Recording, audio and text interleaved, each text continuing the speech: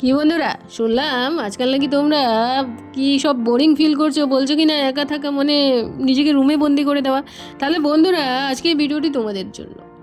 তোমাদেরকে আজকে আমি একা থাকার 8টি বেনিফিট বা 8টি ফায়দা সম্পর্কে বলতে যাচ্ছি। কথায় বলে না, মূর্খ ওষুধ মানুষের সাথে থাকার চেয়ে একা হাজার গুণ ভালো।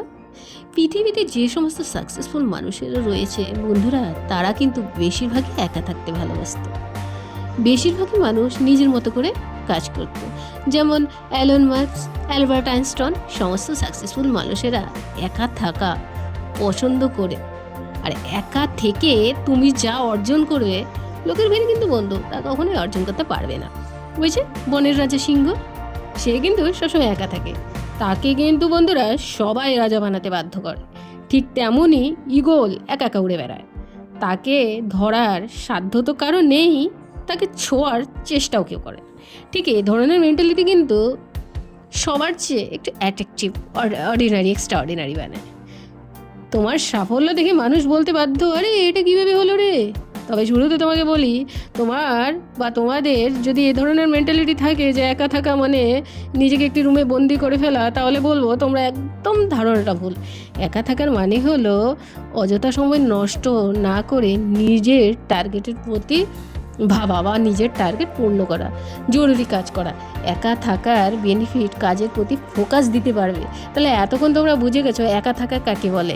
তাহলে বন্ধুরা, আজকে ভিডিওতে একা থাকার 8টি ফায়দা বলতে যাচ্ছি, যা দেখে নিজের জীবনে যদি অ্যাপ্লাই করতে পারো, তাহলে বন্ধুরা বলতে পারি জীবনের পরিবর্তন আমারই হাত ধরে হবে। প্রথমত, সেলফ কন্ট্রোল, আত্মনিয়ন্ত্রণ করবে। একা থাকার ব্যক্তিরা নিজের ইমোশনকে কন্ট্রোল করতে পারে। দ্বিতীয়ত, নিজেকে সময় দেওয়া। যখন তুমি একা থাকবে না, নিজেকে নিয়ে ভাবতে পারবে, কি ভালো লাগে কি খারাপ লাগে, নিজের সম্পর্কে নতুন কিছু আবিষ্কার করতে পারবে।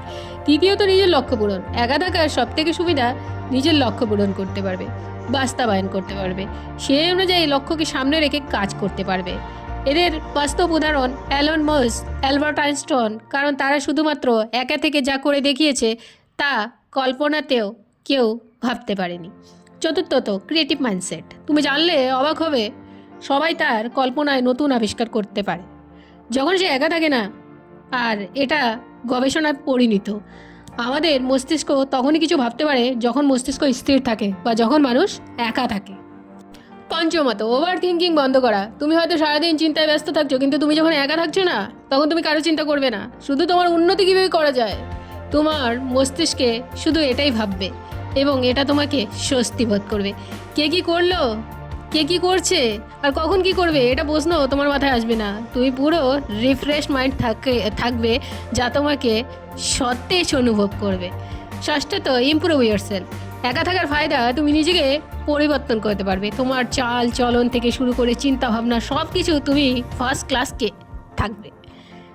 আর সপ্তমত, জ্ঞান ও বুদ্ধিমত্তা। যখন তুমি একা থাকবে, দেখবে বাইরের আড্ডা থেকে তুমি সময় নষ্ট করছে না। তুমি যখন একা থাকবে না, কোনো বিষয়কে ভালোভাবে তুমি জানতে পারবে, কি করলে ভালো হবে ভাবতে পারবে। আর তখনই বাকি সবার থেকে তুমি আলাদা। তাই নিজেকে সব থেকে আলাদা দেখাতে চাইলে কিন্তু একা থাকাই পারফেক্ট। অষ্টমত, অ্যাটিটিউড। যখন তুমি সবার থেকে আলাদা,